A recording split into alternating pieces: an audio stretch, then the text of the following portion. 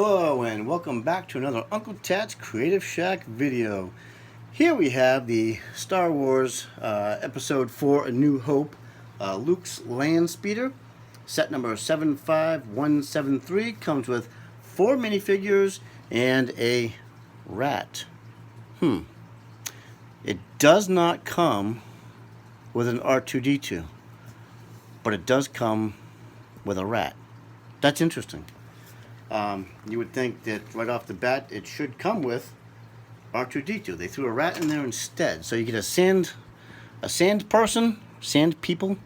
You get Luke, you get Obi-Wan Kenobi, you get C-3PO, a rat, and a lightsaber. So interesting. Let's go ahead and take a look at the main build.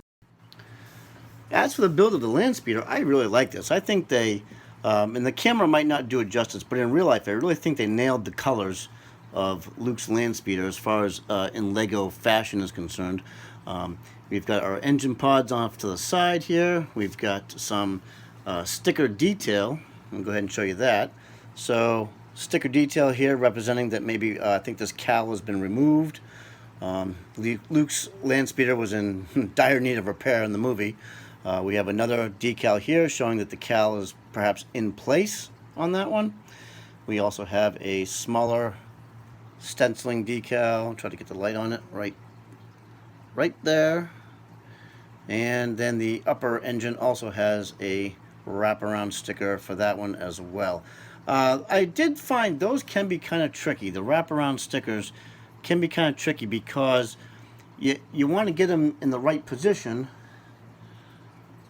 but you want to have maximum visibility, but they kind of just start wrapping it wherever place you put them, and then they just finish at wherever they finish. There's no definitive place end of sticker here and then it wraps around. So you kind of have to really pay attention when you're putting those stickers on to get the maximum viewing detail on the top, and then just let the sticker wrap around the bottom of it, however it ends up going. An interesting feature on the top of this is that this whole piece can come off. It's just held on by a couple of studs here in the back, and you have an extra lightsaber hilt. The set does come with Luke's lightsaber in that trans blue color. We'll take a look at that in a minute. And then wrapping up the cockpit details, there's a steering wheel, a shifter of some sort, and of course a sticker for a center console. See if I can try to get you there.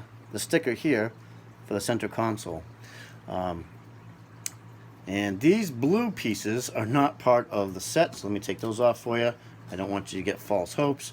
What it comes with for the bottom is just these 2x2 inverted round tiles, and that is enough to suggest that it's hovering. I don't really think that's enough to suggest it's hovering. That's why I put these 2x2 round trans blue bricks underneath of it.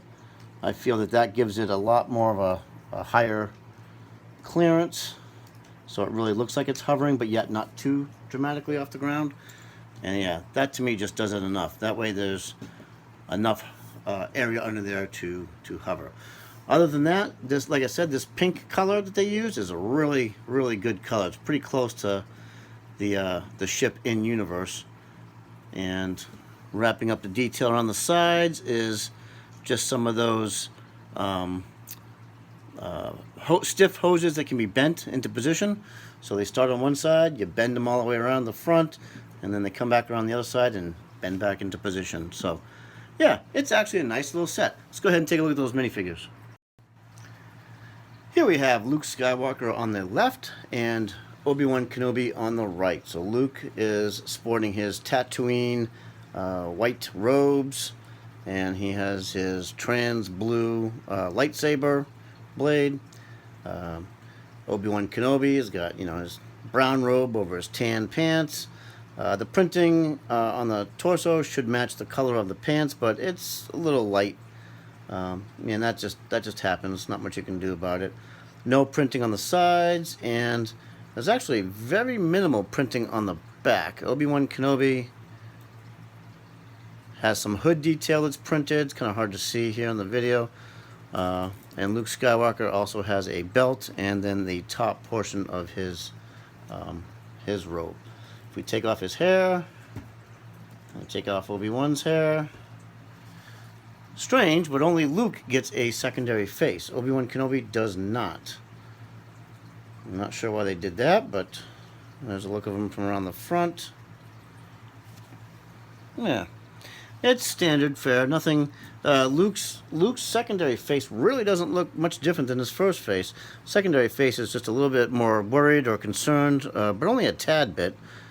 And the front is just a tad bit less worried or concerned. But other than that, yep, just the lightsaber, and that's it. You don't get any extras for Obi-Wan Kenobi.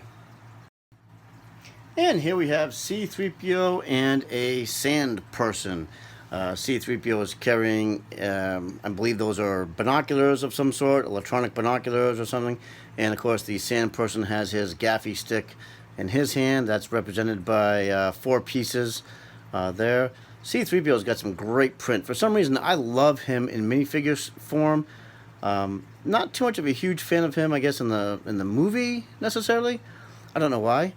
I guess he's there for good comic relief, and he helps out when he can. But for minifigure, he's just really detailed quite well. Sand person as well. He's got some nice printing on the back of his torso. I don't believe. I mean, they're not going to have secondary faces because C-3PO is a robot, and the sand person is just that. He's a sand person, so there's not even any. I mean, his head is his head. There's no extra there, but it is a pretty nice mold. It's got some paint applications on it. Quite a lot of paint applications on it, actually. Without the gaffy stick in his hand and without the binoculars in C-3PO's hand, now you can see their torso prints better. Yeah, these figures are really great. I think they, they definitely go with the set. Definitely go with the scene of, Luke and his landspeeder setting out across the Tatooine desert. And yeah, so they're great minifigures to have. I'm gonna go ahead and just throw this guy up there for the sake of, because he comes with the set. It is a rat. That's it, a rat. You don't get R2-D2, but you get a rat, plain gray rat. Doesn't even have any paint applications for the eyes or anything like that. It's just a plain gray rat, and you can see there he sits nestled on top of 2 studs. His tail will wrap around another stud, and that's how he can lock onto a large plate. So that wraps up the minifigures. My final thoughts on this set are, well, kind of a mixed bag. Star Wars Episode 4, came out. It was during my time as a kid, and I just love that movie. I think any other movie in the Star Wars canon is trumped by the first one. The first one's always the best. That's what tugs at your heartstrings. And we got some really iconic pieces here with the landspeeder, and we've got Luke, and we've got Obi-Wan Kenobi. Of course, you got C-3PO. You've got one of the sand people. I mean, it's really iconic.